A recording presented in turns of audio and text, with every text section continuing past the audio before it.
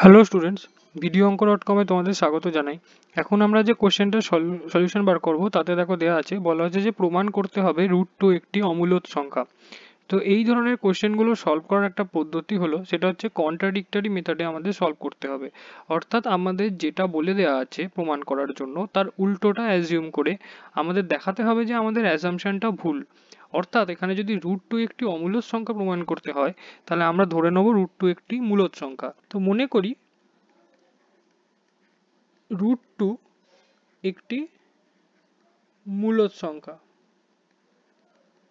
আমরা জানি মূলদ সংখ্যাকে p/q আকারে লেখা যায়, অর্থাৎ √2 কে আমরা লিখতে পারি √2 = p/q।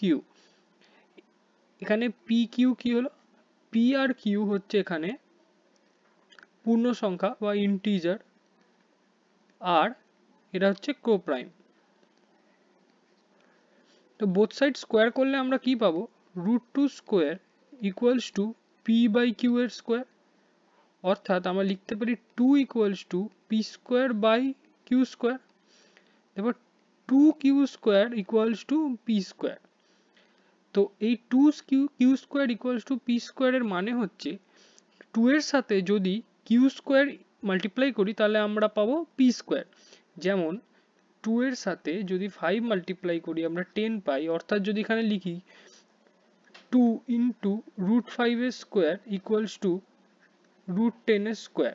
অর্থাৎ এখানে আমরা লিখতে পারি যে q হচ্ছে √5 আর p হচ্ছে 10। এইটা যদি এইভাবে ধরে নিই তাহলে আমরা লিখতে পারি এখানে যে p² হচ্ছে 2 দ্বারা বিভাজ্য, কারণ 2 এর সাথে q ইন্টু করাতেই আমরা p² পেয়েছি। অর্থাৎ আমরা খুব সহজেই বলতে পারি p² হচ্ছে 2 দ্বারা বা 2 দ্বারা বিভাজ্য। তো p² হলো 2 দ্বারা বিভাজ্য। তো p² যদি 2 দ্বারা বিভাজ্য হয়, আমরা একটা থিওরেম পড়েছি যে কোনো ইন্টিজারের স্কোয়ার যদি কোনো প্রাইম নাম্বার দ্বারা বিভাজ্য হয়, তবে সেই ইন্টিজারটাও প্রাইম নাম্বার দ্বারা বিভাজ্য হবে। অর্থাৎ এখানে লিখতে পারি p হলো 2 দ্বারা বিভাজ্য।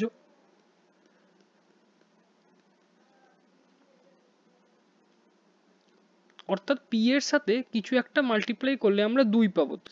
ধরো সেইটা হলো c। তো 2c = p। তো c এখানে একটা কনস্ট্যান্ট। তো 2 এর সাথে c মাল্টিপ্লাই করলে আমরা p পাবো।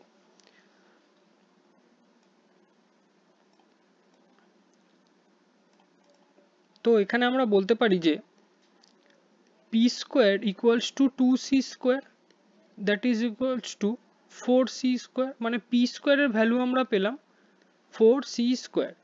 এই ইকুয়েশনটাকে যদি আমরা 1 নম্বর ইকুয়েশন ধরি এই ইকুয়েশনটাকে, এই ভ্যালুটা ইকুয়েশন 1 এ বসালে আমরা কি পাবো? ইকুয়েশন 1 এ বসালে আমরা পাবো 2q² = আমাদের 4c²।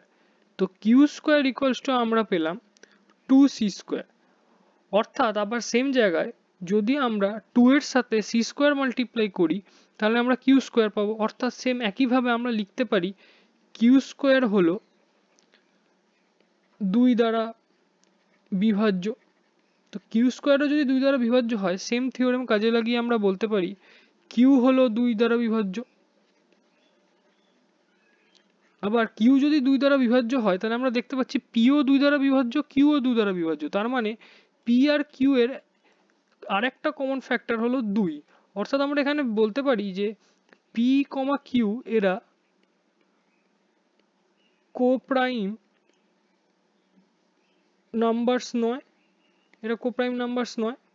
তো এরা যদি কোপ্রাইম নাম্বারস না হয়, তার মানে হচ্ছে √2 ও মূলদ সংখ্যা হবে না। অর্থাৎ √2 হলো অমূলদ সংখ্যা।